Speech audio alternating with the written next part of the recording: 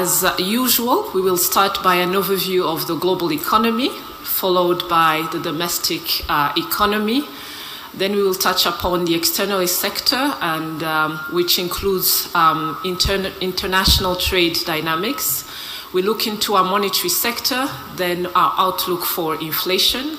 Starting with the global economic outlook, first of all, we can notice that the GDP growth globally has stabilized with GDP growth of 3.2% in 2024.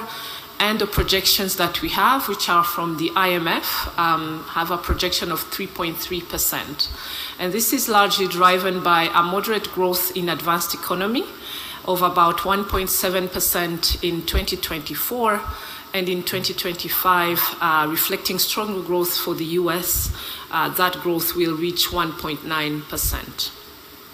In emerging and developing economies, we are projecting a stable growth rate at 4.2% in 2025. And here we also note the slowdown of the economic growth in China, one of the largest economies in the world.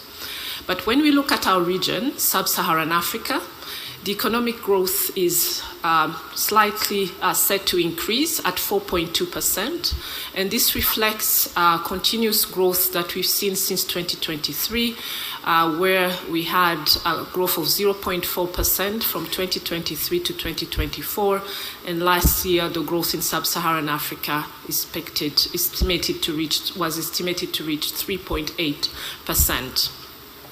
When we look at the ESC, the growth rate expected for 2025 will reach 5.9%, up from an estimated 5.4% in 2024, following an upward revision for all member countries.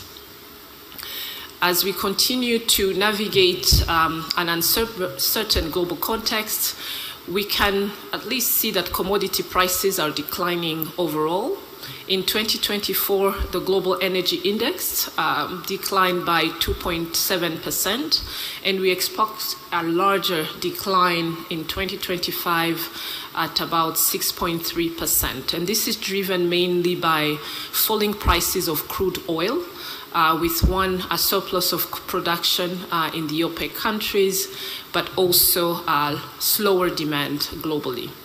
When we look at non-energy index, although it's slightly, that includes agricultural commodities, minerals and metals, it's slightly increased to 1.9%. However, we expect a decline of 3% in 2025. And this, as we will see, has not only an impact on the falling inflation rates globally, but also in Rwanda. We move on to the global inflation outlook. Global inflation is projected to fall, continuing falling from the trend we've seen in 2024, where global inflation fell by 100 basis points to 5.7%. And in 2025, it's projected to fall even lower at 4.2%. And this is due to mainly the lag effect from previous monetary policy tightening by central banks across the world, but also the current downward trend of energy and food prices, as we've seen in the previous slide.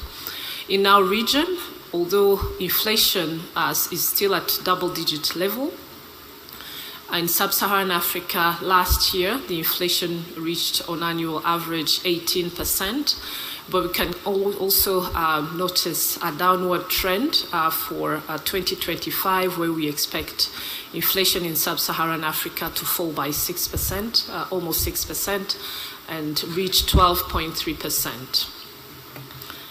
So all these global and sub-Saharan projections take us now to Rwanda's economic performance and how that ties into our outlook for inflation. We start by looking at the economic performance of our country, where in the first 9 months of 2024, we saw a robust growth at 9.2%. but we expect to have the full annual GDP growth by the National Institute of Statistics imminently. But when we look at our high frequency indicators, the composite index, we also observe that we will more certainly reach a GDP growth annually that is over the 8.3% that had been projected. And this strong GDP growth is driven mainly by the industry sector, when we've seen strong growth, be it in the mining and quarry, but also in the construction sector. We also have seen a double-digit growth in the services sector, where, be it in the trade services, ICT and communication, but also the tourism industry, the growth is at double digits, and we note 26.9% growth in the ICT sector, as well as in the hospitality, where hotels and restaurants had a very good performance at 16.5%. The agricultural sector also recovered with a 6.3% growth in 2024, which compares to a low growth that we had seen in 2023 of 1.7%.